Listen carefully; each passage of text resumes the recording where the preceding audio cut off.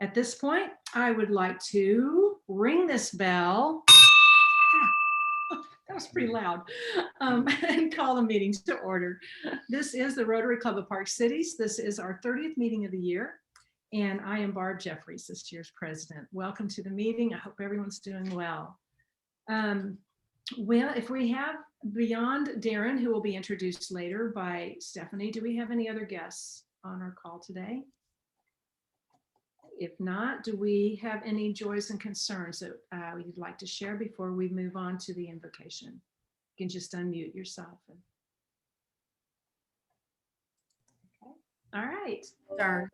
Tracy Gomes lost his father this week. Yes, we're aware of that, and Marcia's going to mention that. Thank you, Linda. Good.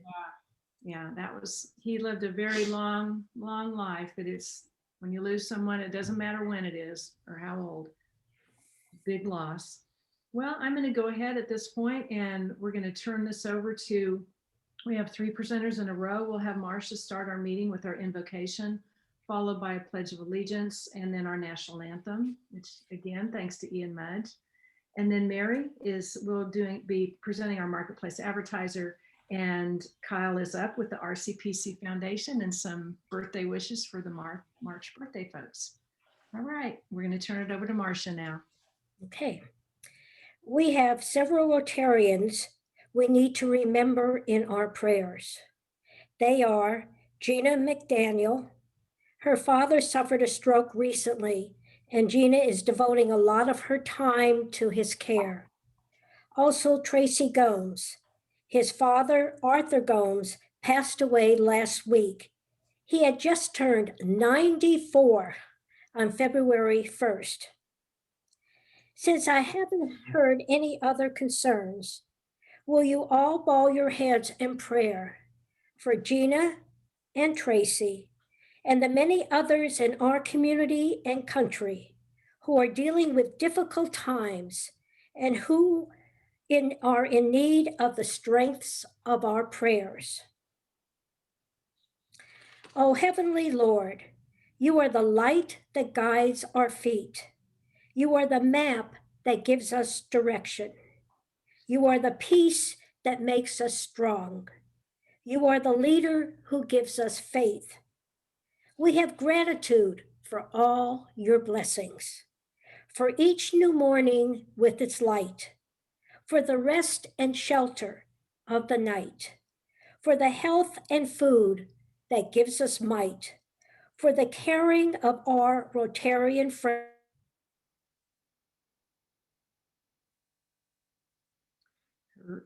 Continue to illuminate our lives. Thank you. Amen. And now the Pledge of Allegiance to our flag. Please put your hand over your heart. Double click on it. No, the one that's highlighted on the left. Do from beginning. There you go.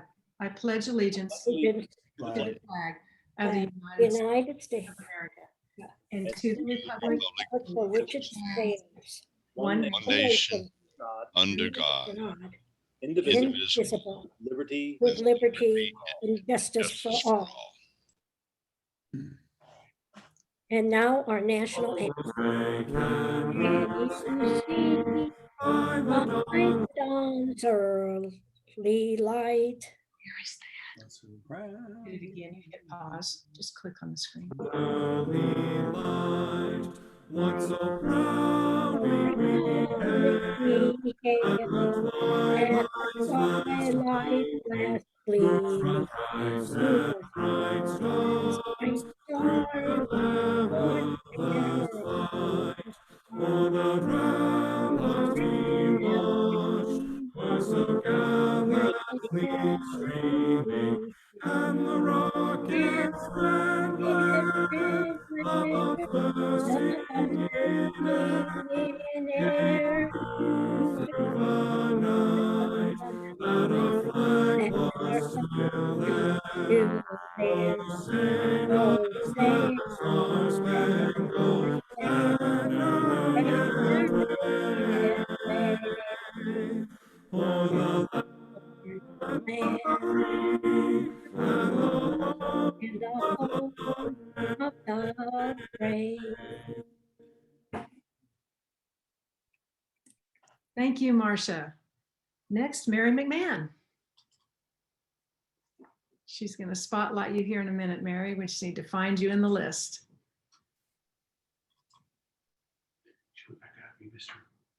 Up one. There we go. Okay, right there.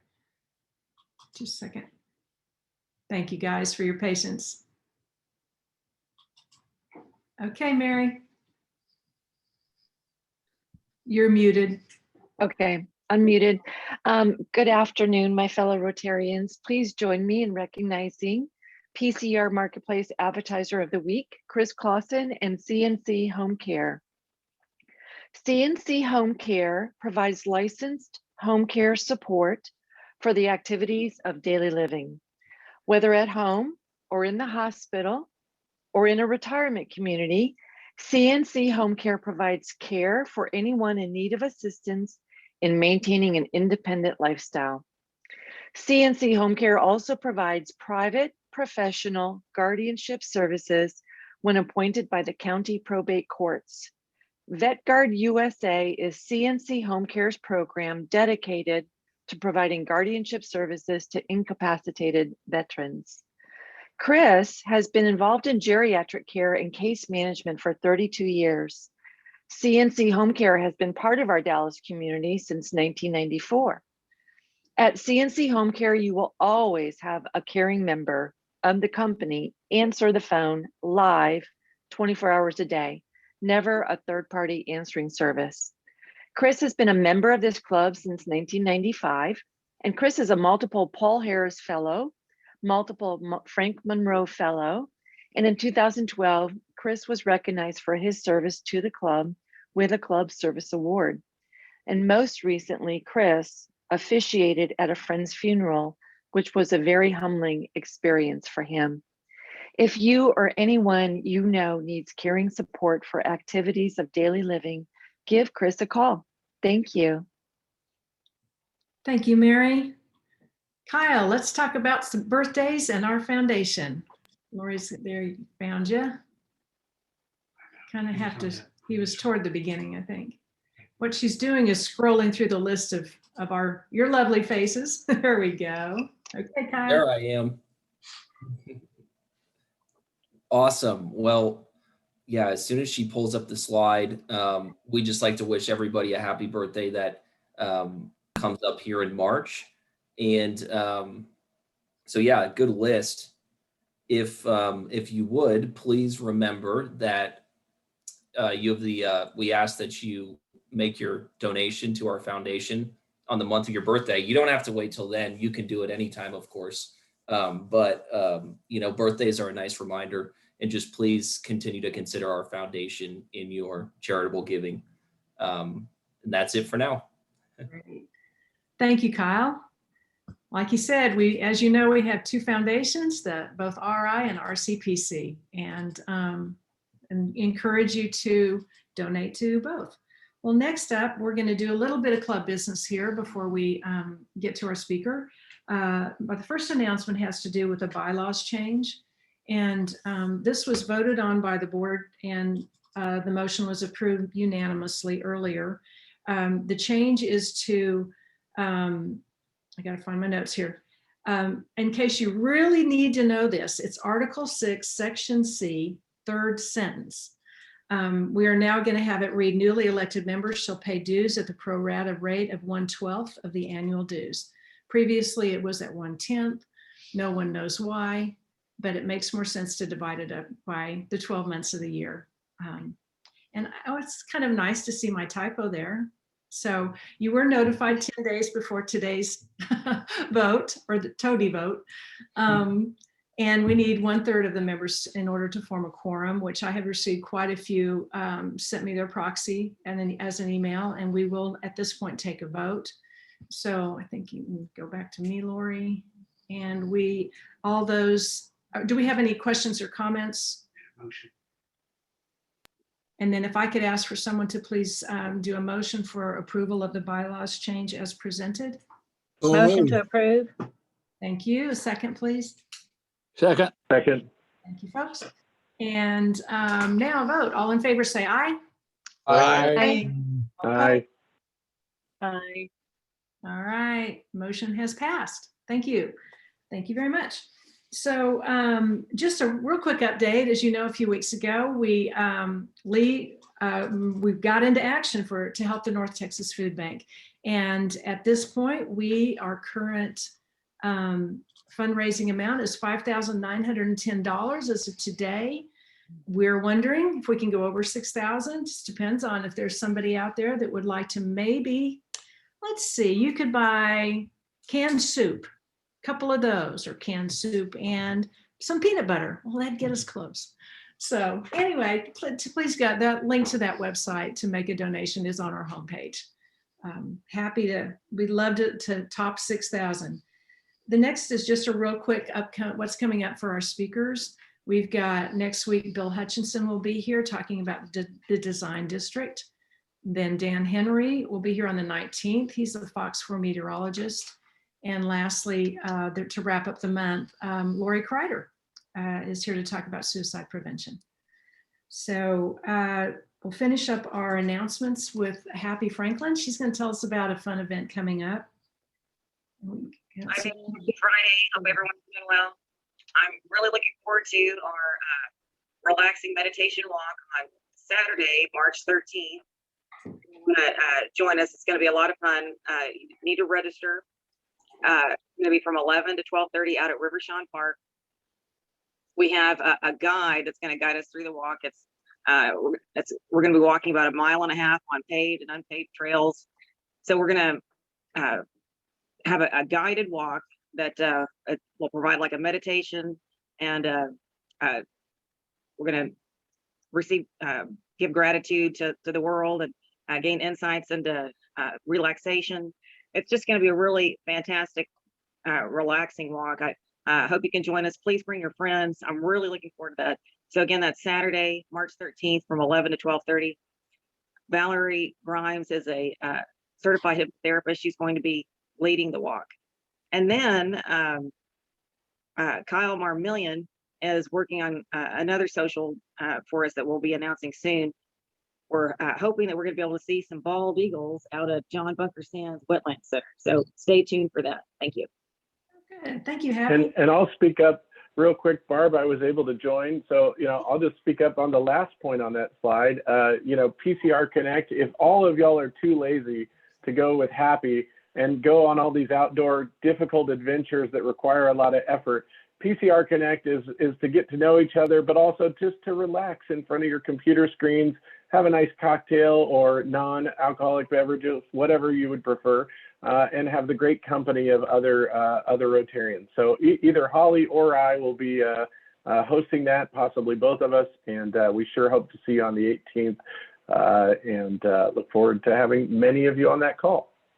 Great. Thank you, Zach. Both Zach and Holly are the co-chairs of PCR Connect. We took a little bit of we had the ice storm last month, and we were off for the holidays a little bit, but it'll be nice to get everyone back together again. So please encourage everyone to join in that social event and talk a little bit about your business, what you do, and how we can network with each other in our businesses. Well, with that, I'm going to turn the program over to Stephanie Bohan. She's today's program chair of the day and part of the program, wearing 2 hats. So Stephanie, and then who will then introduce our guest speaker, Daron. Hi. Well, thank you for having us, and thank you so much for the loving support that you've been giving to Bonton Farms. with the major campaign and assisting us with our health and wellness facility, which we'll update you on.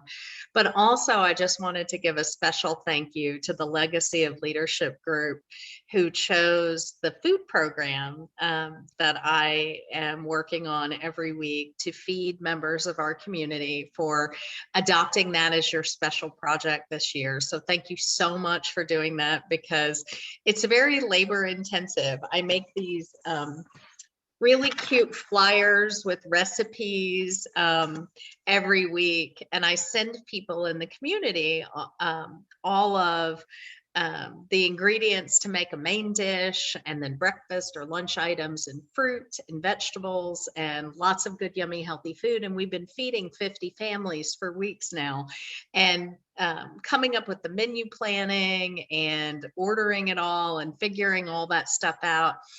It takes a lot of time, and I usually do it on the weekends. And so you're giving me back more free time by taking this on as a club project. And I just wanted to say thank you for doing that, because organizing it and creating it and then providing me something that I'll be able to reuse anytime there's a major need and we need to reach out and serve our community in this way. I'll have a roadmap, and I just love that. So thank y'all so much for selecting Bonton Farms for the Legacy of Leadership project this year. And also, again, thank you for your loving support of our health and wellness facility. And also thank you for introducing me to Bonton, because without the Park Cities Rotary Club, I would never have met Daron. And that was the moment that has changed my life in a really beautiful way. I get to do more direct service, and I get to really see the good that I get to do every day and serve people very directly by getting to be with him and be at the farm. So I met Daron when he came to speak to our Park Cities Rotary Club. And I walked up to him after with tears streaming down my face, because I can't listen to him speak without crying. And I just said, if I can ever do anything to help you, please, please call me. And he, I don't know, I think I don't want to speak for you, Daron, but I don't know. We connected in that moment. He said, I don't know what it's going to look like, but we're going to do something great together. And we are well on our way to doing something great together. So thank you for that, because without the Park Cities Rotary Club, I would never have met him.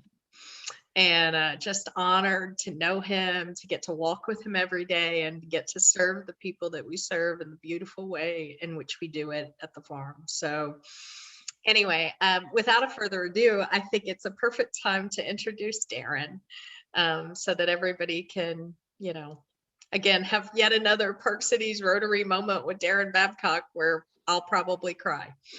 But anyway, Daron. Thank you so much. I don't know what to say after that, Stephanie, but we do owe a lot of gratitude to the Park Cities Rotary Club for not only your continued support, giving us a platform to share our story and our mission, and just such great things happen when people come together for a common purpose to see our community and city do better. And part of that networking led Stephanie and I into this relationship, and none of us would have ever guessed that she would have been a part of our team and we would have been doing this, but what an honor it is to have her, and great things are happening. I want to kind of start off and give everybody another conversation around what Bonton Farms is. We evolve as we learn from our community, and we're really excited about what the future holds. And so I want to lead through a bit of that right now, and then leave the best part for the last, which will be turning it over to Stephanie to talk about the Bonton Farms Health and Wellness Center that got a major boost recently with the decision of a foundation to make a significant gift that really expedites the future of the Health and Wellness Center in Bonton. I'll let Stephanie share more about that with you when it's her turn. But I'm going to share my screen with you and just kind of show you some pictures that will help move this along, and maybe not, I won't have to talk as much if I let the pictures speak for themselves.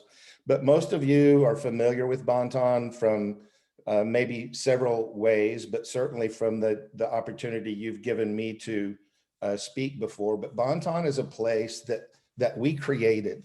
You know, there's two ways to think of Bonton. Bonton is a place, a real place in Dallas, but Bonton also represents a metaphor for thousands of other communities like ours across the country that was shaped around our belief of how we viewed people of different races through our history.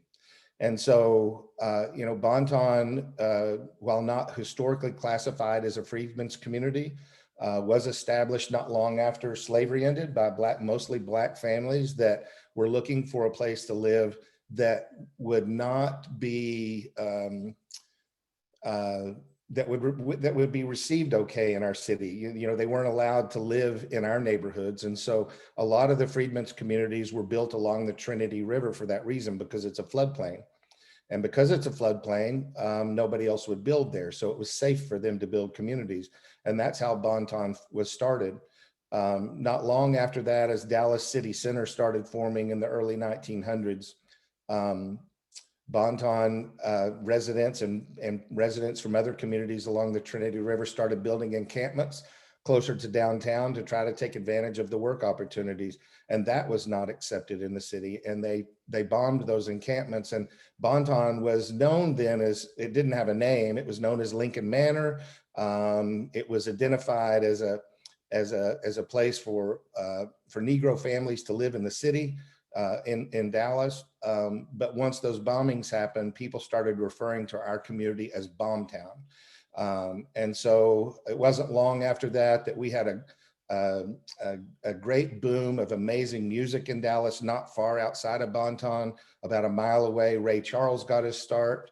And there was a commercial district in Bonton and filled with gambling shacks and brothels, and people would go listen to the live music. A little bit north of our community would come down to Bombtown afterwards to have an after party. And the name got changed somehow from Bombtown to Bonton, which is French Cajun for good times. And so that's a bit of the history of our community. It's a tragic story. You know, our country was founded on this idea that all people are created equal, with certain inalienable rights endowed to us by our Creator, but we've yet to live into that hopeful promise. And so because of that, our story is a struggle against the odds. In our community, we suffer from more than double the rate of cancer, stroke, heart disease, diabetes, childhood obesity. Men in Bonton will live 11.7 years less than the average lifespan of a man in Dallas County, where we're located in. We have the second highest teen birth rate in Dallas County. About half our men will go to prison before their 25th birthday. And it's a struggle against the odds. These are facts about our community. There's a guy that I studied in business school. You know, business is not really a place that you find a lot of creative type people, but I've always had that creative bent, but I've also loved business. And when I learned about a guy named Edwards Deming, he said something that resonated with me back in college in the mid 80s that I think really makes the most sense in my life today. But he says that every system is perfectly designed to get the results it gets. And so if you think about that in the context of Bonton and those statistics that we just talked about, if every system is designed to get the results it gets, what is it about the design of Bonton that leads to those perverted statistics that we talked about before? We believe that if we reimagining what it means to recognize the potential in a person, that when we do that, we radically change how we serve them. If you think about it, most people look at the issues in our city as by what they're defined by. So if I'm homeless, then we have a homeless, people that serve the homeless. If we are formerly incarcerated, then we serve formerly incarcerated, we serve them. If I have a substance abuse issue, then these are all categories. And what we do by doing that is we're serving or treating people as if they're the problem. It wasn't long ago that I had the privilege of giving a TED Talk, and in that TED Talk, in the research that I did to prepare for that, I learned that currently in the United States, we incarcerate over 7 million people. Of the 7 million plus men and women that are incarcerated, there's a single common denominator that 70% of them share. Does anybody have an idea what that might be? I know it's hard on Zoom, so I'm just going to go ahead and tell you. The single common denominator is that 70% of all men and women incarcerated in the United States, over 7 million, share the common thing that they are illiterate. And I don't know about you, but I didn't grow up in a place where I knew anyone that was illiterate. My guess is that most of you didn't either.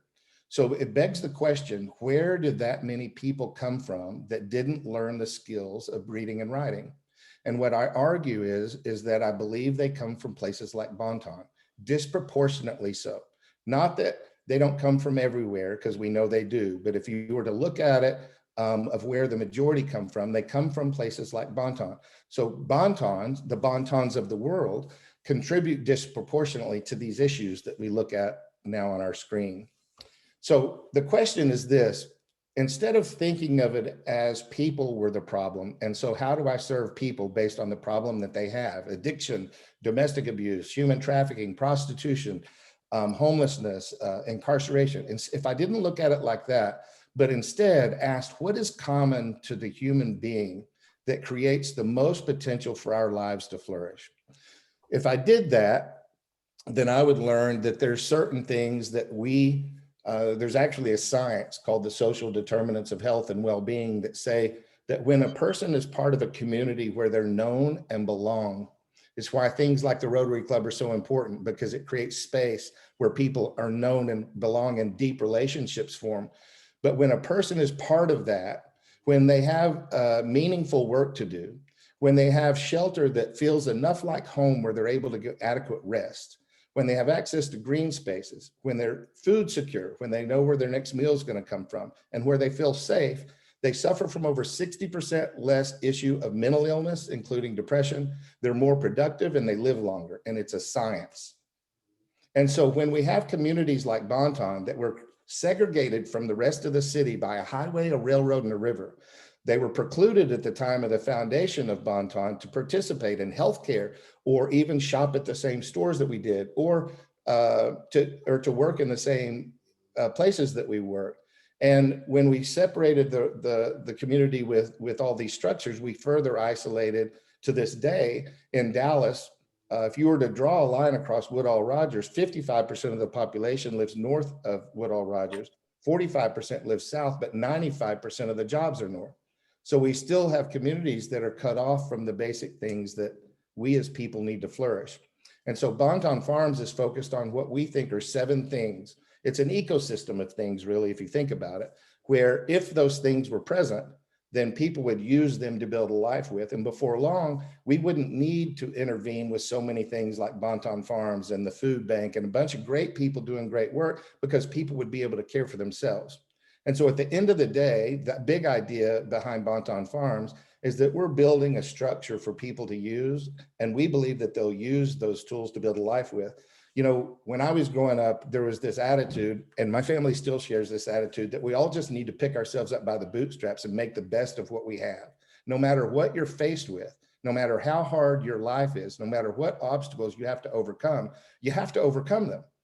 And so pick yourself up by the bootstraps becomes this mantra that probably all of us have heard before. The question in communities like Bonton is, what are our bootstraps? Like, you have to have bootstraps to pull yourself up with. And if you think of the 7 things that Stephanie and I are going to walk you through, we believe those are bootstraps. And when those are available in our community, people will use those to pick themselves up with. They don't need our help, but they do need equitable access to things that we all use to build our lives with. So the first is economy building. You know, there hasn't been a job created outside of the work we've done in our community for decades. Think about that. As Dallas has boomed and become one of the richest cities in the history of the world, Bonton hasn't grown a single job in over 2 decades. So part of our work to see that people have meaningful work to do, that number one thing of the science of social determinants of health and well-being, is meaningful work. Well, Bonton Farms was created Bonton Farms Extension, our 40-acre farm, was created the year after that. About 2.5 years ago, we opened the market at Bonton Farms. This last year, we opened the Bonton Farms Coffee House and the Farmers Market. And then later last year, we opened a food preservatory. And I'm really excited to say that from this work, we've created over 47 full-time jobs. And this year, we will pay over $1.2 million in wages back into our community. And so the biggest part of our work is yet to come, but we're really proud that as a young organization, we've been able to have that kind of impact so far on building economy. The second thing is community. We talked about that. I think the Rotary Club is a perfect example of what we need as human beings with a healthy community where we network and get to know each other. And it's not these superficial relationships, right? It's places where we're actually known, where we spend time through your meditative walks or unfortunately the computer-driven cocktail hour that was talked about. But those are spaces that you create to get to know one another. And as human beings, we desperately need that. My bet is that coming out the other side of this pandemic, we're going to have a lot of trouble and challenges with health, mental health issues because we've been isolated and separated. And I think we're going to pay a price for it. But community is really important. If you think about how Bonton was formed, you know, when after those bombings, our mayor at the time, his idea was to try to apply for federal funds to build public housing in our community. And so we got those funds, and there were 2 public housing developments built in Bonton. So what happens when you congregate about 5,000 people in a little community isolated by a highway, a railroad, and a river with no economic development, no healthcare, no grocery store, no access to goods, services, and opportunities? What happens is our community went from being what the people, Stephanie's got a new friend there they call Miss Puddin'. I bet she tells you a little bit about her later. But if you're to talk to the old timers like Miss Puddin' that's been there their whole life, they'll tell you that while Bonton Farms has always been materially poor, they were rich. And they say they're rich because they were rich in community. When the projects were built, what changed is that community was eroded because people were literally fighting for crumbs. And until recently, you could get killed in our community for walking down the wrong block or for wearing the wrong color. And so what Bonton Farms is about also is rebuilding community, helping us know that we each need each other, and that when we help each other, we're better for that. And I'm proud to say that one of the big things I like to brag about is that proof that the thing I'm talking about today works is 10 years ago, when I started in Bonton, we had such a negative reputation and violent crime was so rampant in our community that the city changed our name.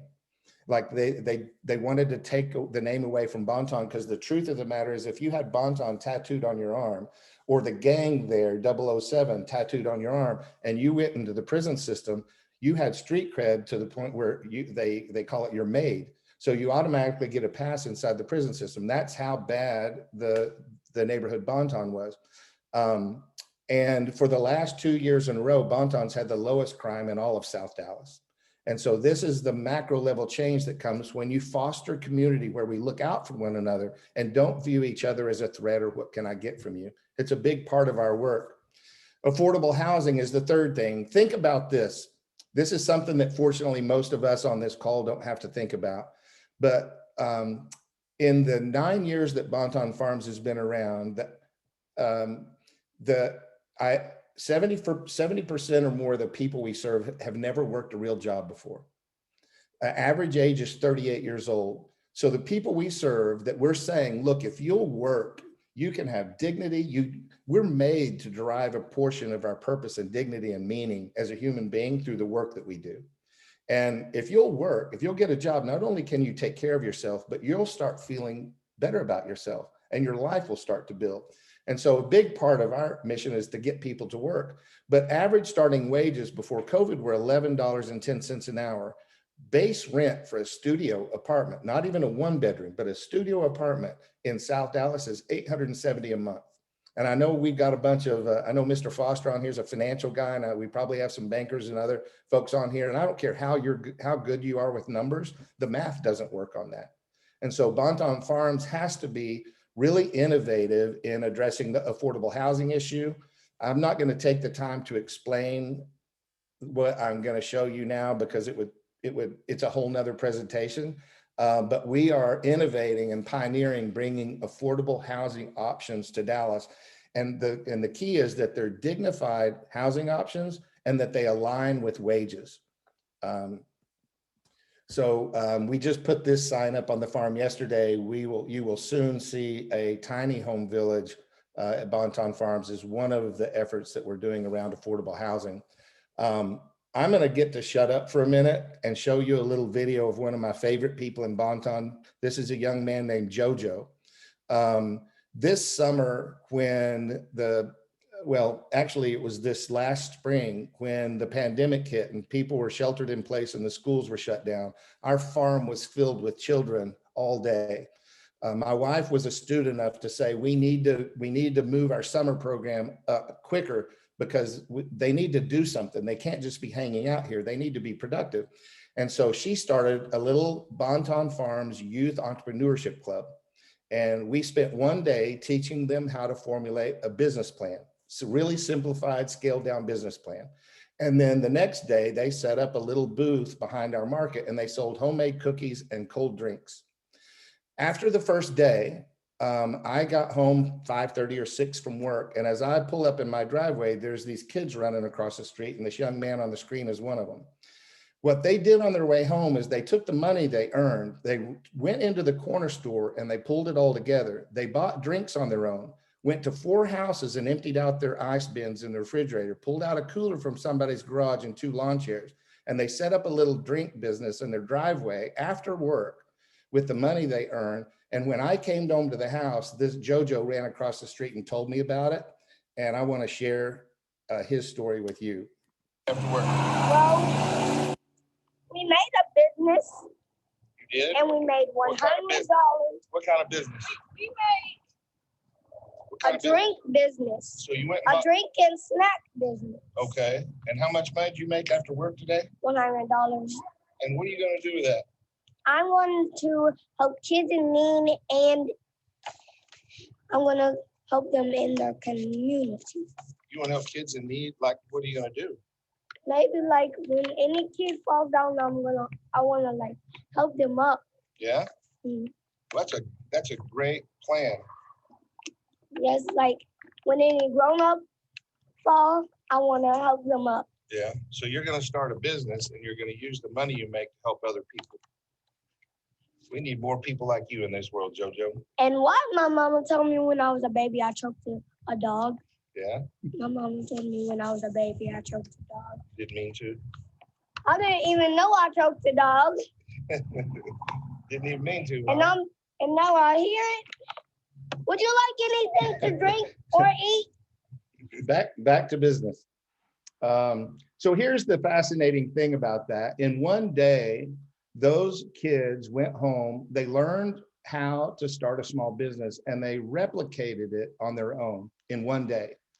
And here's what I think happens in JoJo's story. There's 2 big things that I take away from this. One is that these kids are exceptionally smart. You know, in our community, one of the statistics I didn't talk about is for the last 40 years, we haven't graduated more than 54% of our kids from school.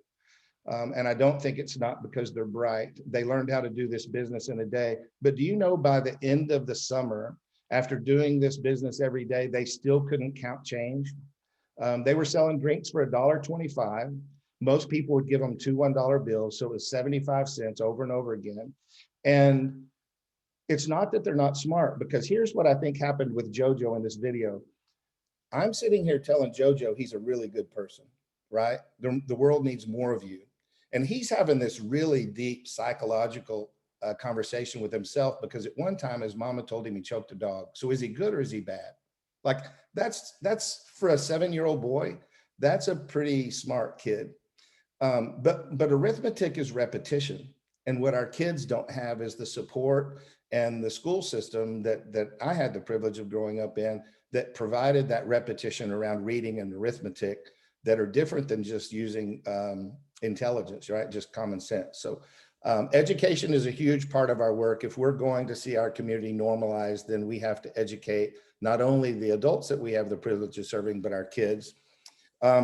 Access to fair credit is something that a lot of people maybe we don't think about or talk about enough. I hate to talk about statistics without telling stories, so I'm going to tell a quick story. The last murder we had, and I'll try to do this, Stephanie and I will both cry. So it's just one of those things that our community has this profound effect on us because we live it every day and we love the people we get to serve. But the last murder that we had in our community was a fair credit issue.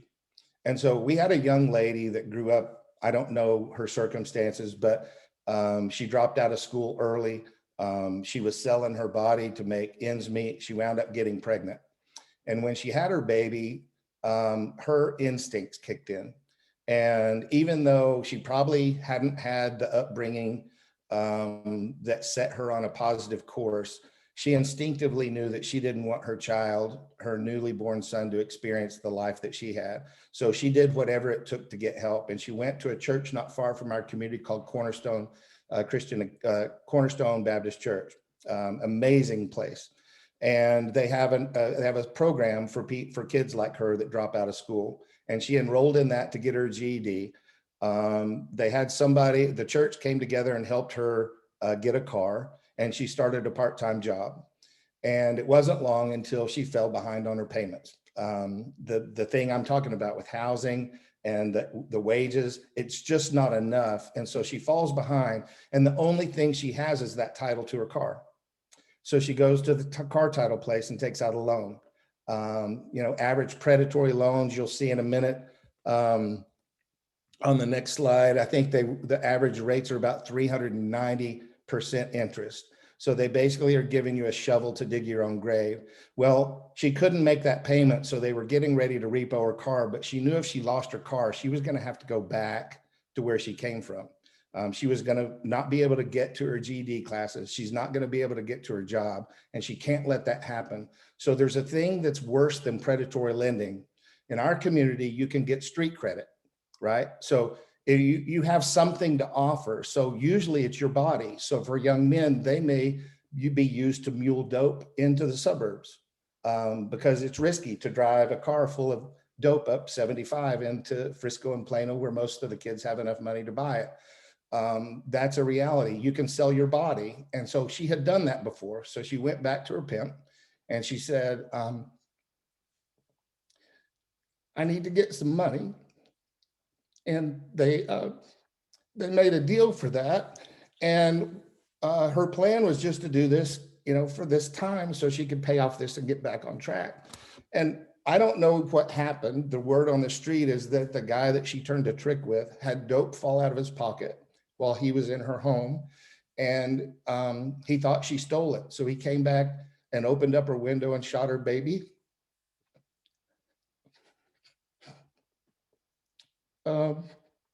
And then her brother ran in and he shot him 5 times. And so when we talk about, when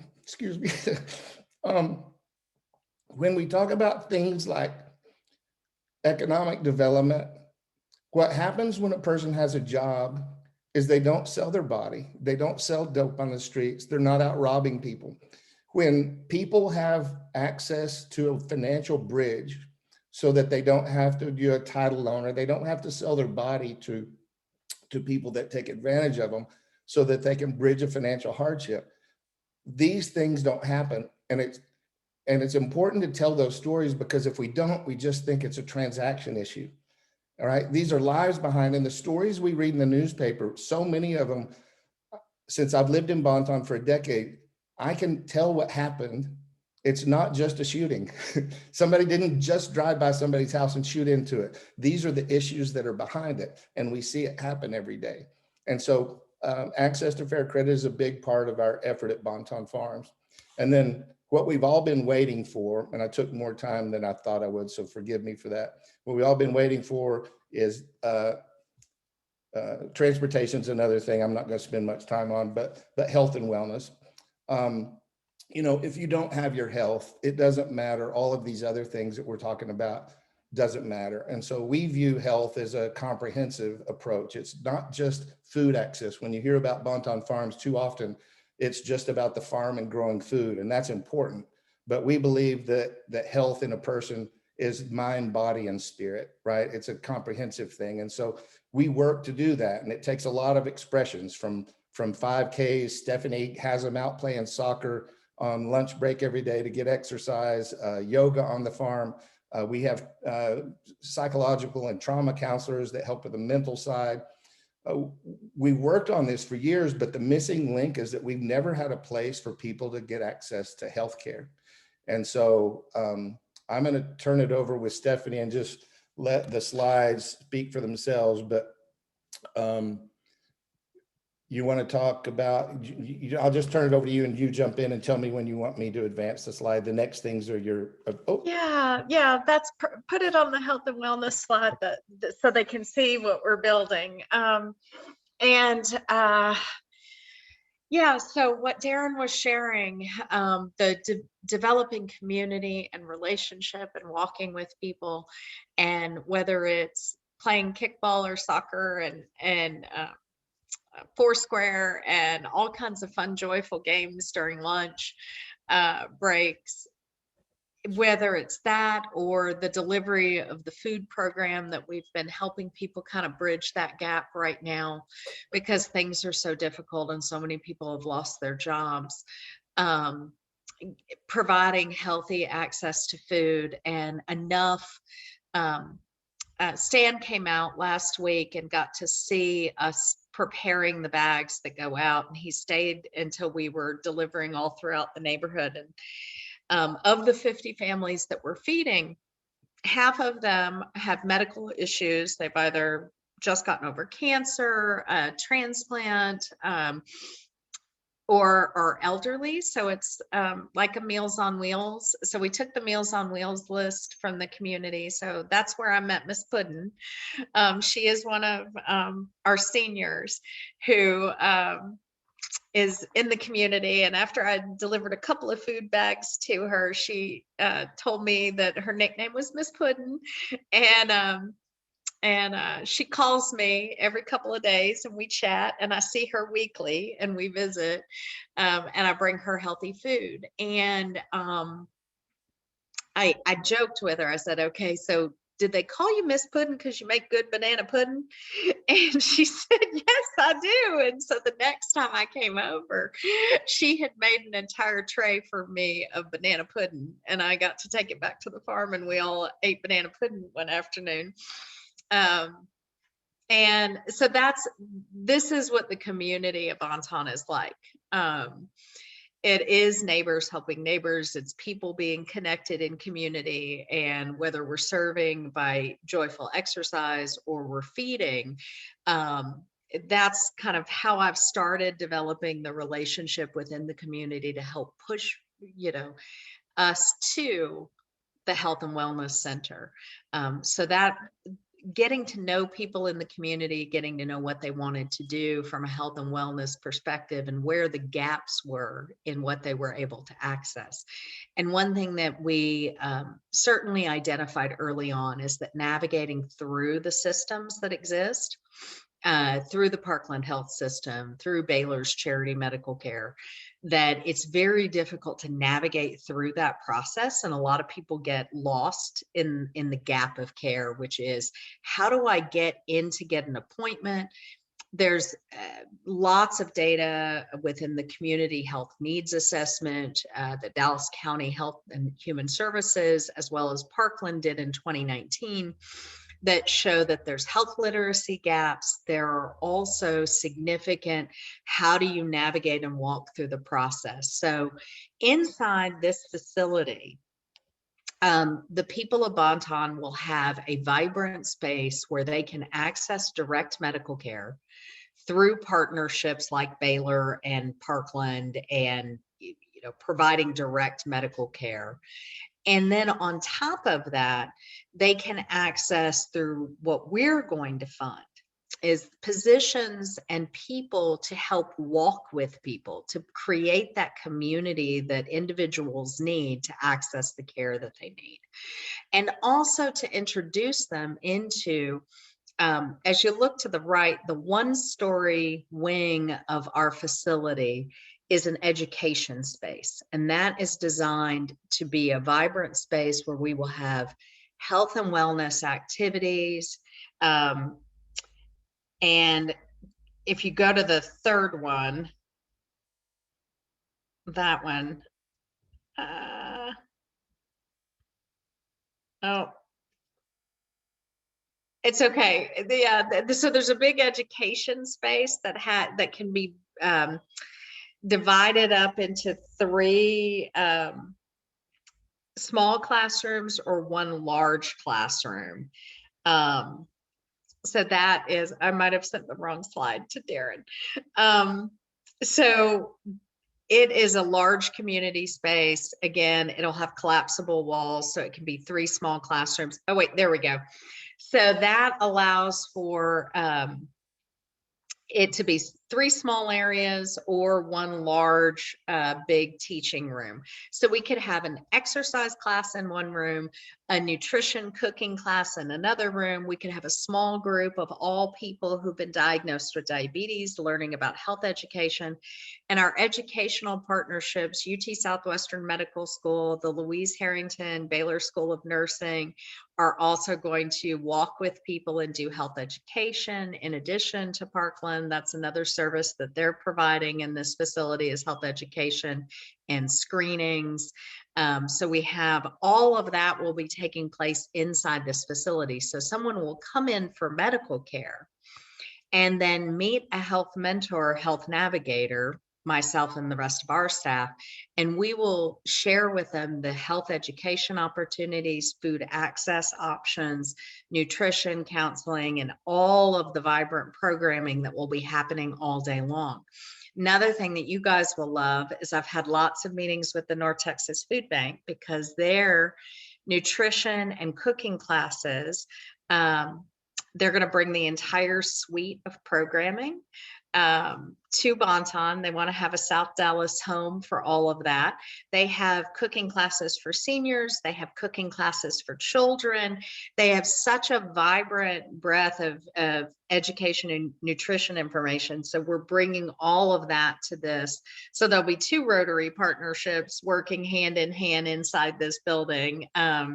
So they've been really, really helpful. Another program that we'll bring in, I've learned that about 50% of our population in Bonton, we have just under 5,000 people who live in the neighborhood, and that's who's going to be predominantly served inside this space, that about half of them are Latino Hispanic.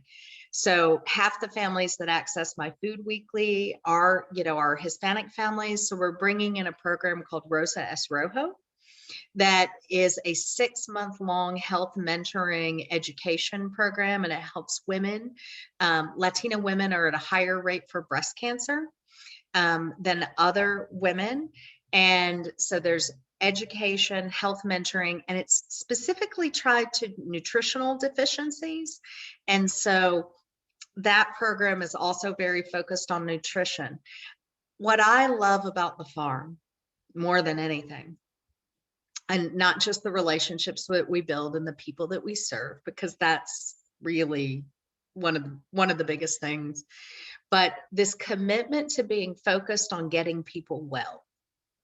We all know I spent 10 years just providing medical care, and I just saw our lines get longer and the need be greater and greater and greater.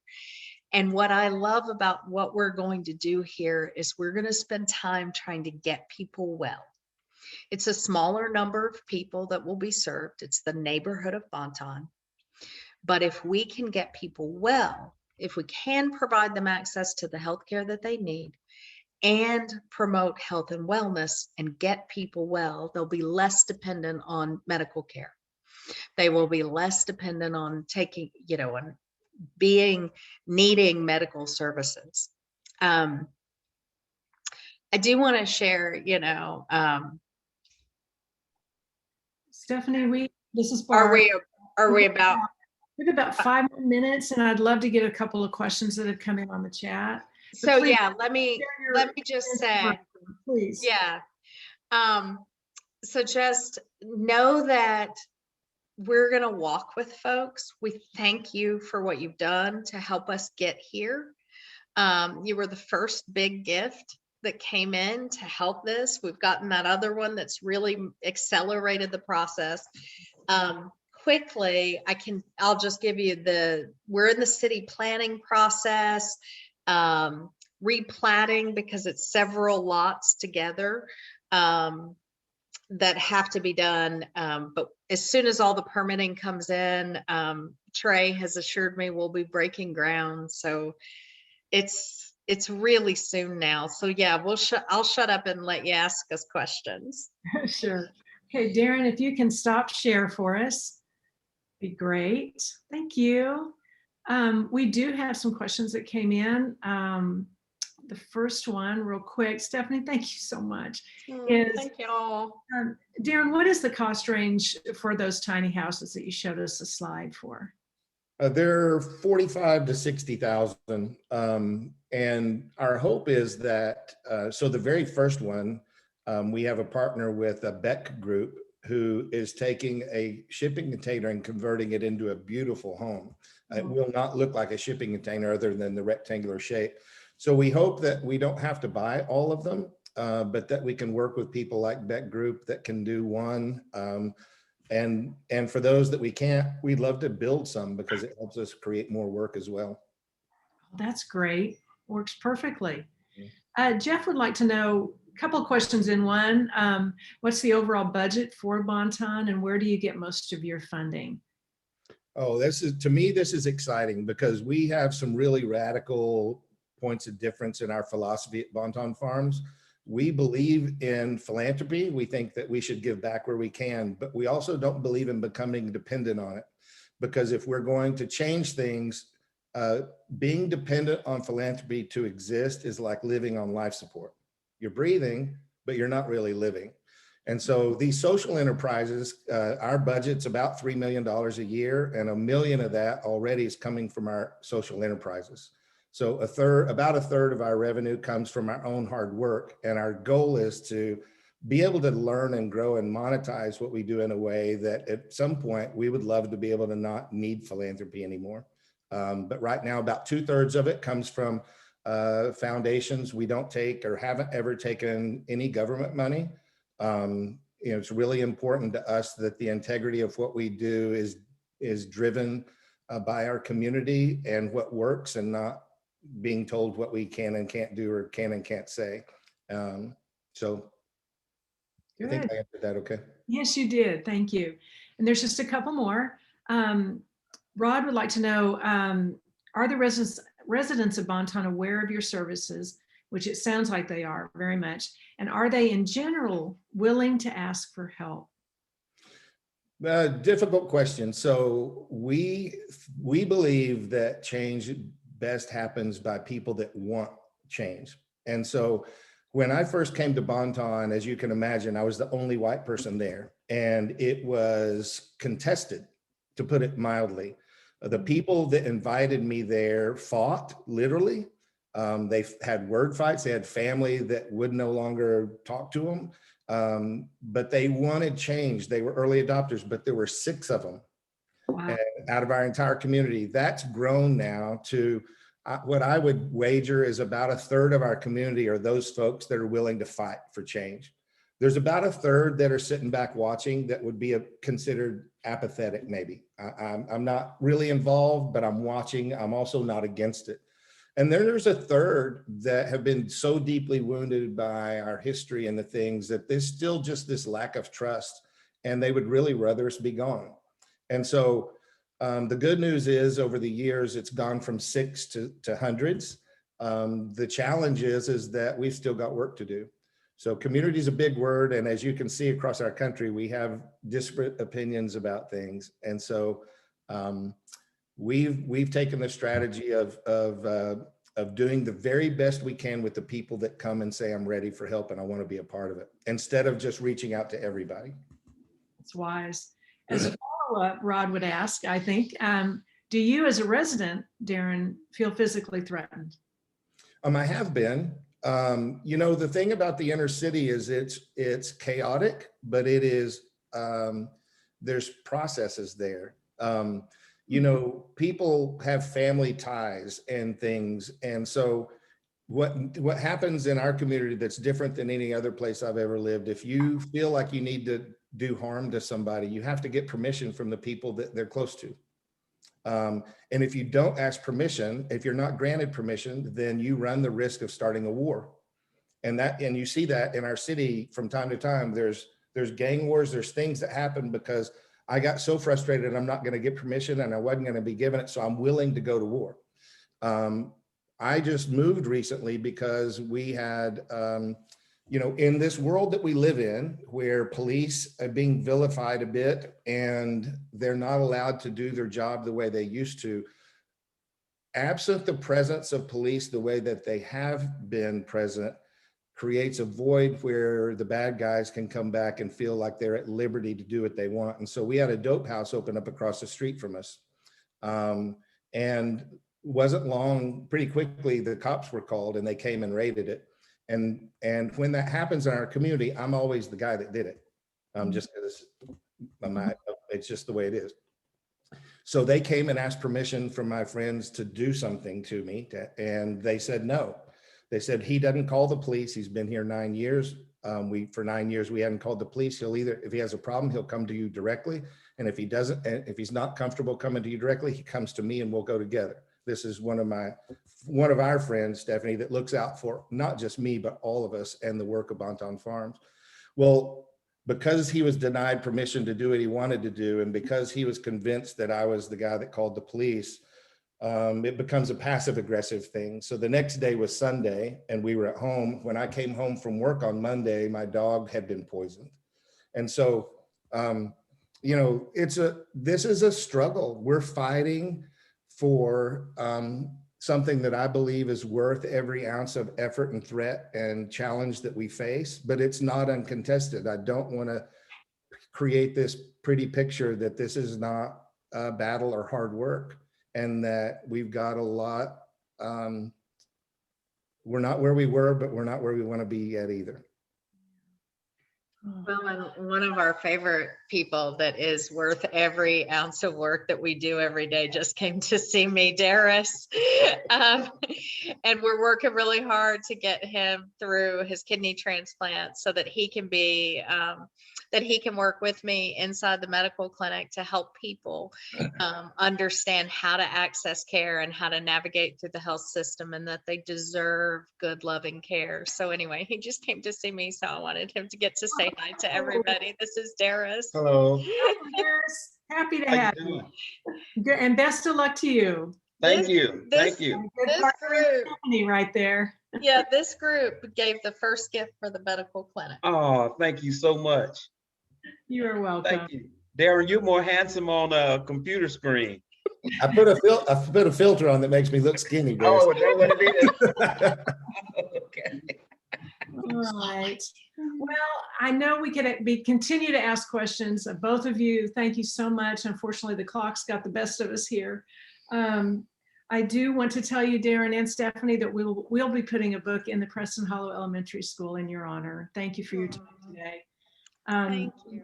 The message that you shared with us, I just kept going back to Marsha's invocation and the fact that I think that you are the light guiding the steps for so many people whose lives you touch. And thank you so much for that. We are here. We will continue to do what we can, not only through the Legacy of Leadership class. I'm excited about their class project, helping you with your, quote, Meals on Wheels. Yes. Membership can be involved in that. I'm sure we'll be hearing more about that soon. And also, as we work toward actually putting a shovel in the ground. Yes. Getting that clinic built. As soon as those permits, Terry said, as soon as they come in, we're ready. That's right. Well, at this point, if everyone would unmute and join me in reciting the four-way test, we will bring this meeting to close. We're going to, hang on, we're going to find it. You know what? I think we all have it memorized. I think we know it. Yeah. Spirit of the things we We think, Sarah, do. First, Is it the truth? fair to all concerned. Second, is it fair to all They're all concerned? concerned. Will build Third, Or third, will and build better friendships. friendships. beneficial. Fourth, will be beneficial to beneficial all to all concerned. concerned. Thank you. Thank you all. Thank you. Great. Well, we will. Thank you. We'll see you all next week. Actually, Philip will be in the spotlight in the chair back from his past president days. I will be traveling to Georgia to see my grandchildren and help her celebrate her 4th birthday. So yay for that. Everyone have a great weekend. Thanks And- again. Good Thank- job, Darren. Bye-bye. Good job, Stephanie. Bye. Bye-bye. Good Bye. work. Great. What a great meeting. Thank you all so much for your time.